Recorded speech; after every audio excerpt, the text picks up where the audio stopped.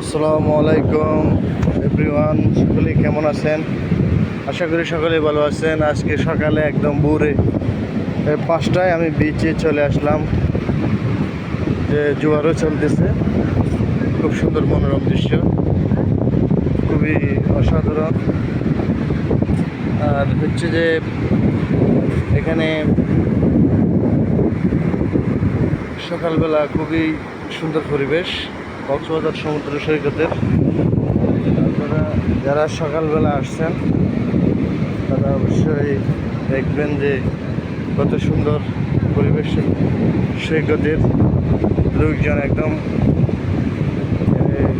কম থাকে সকালে।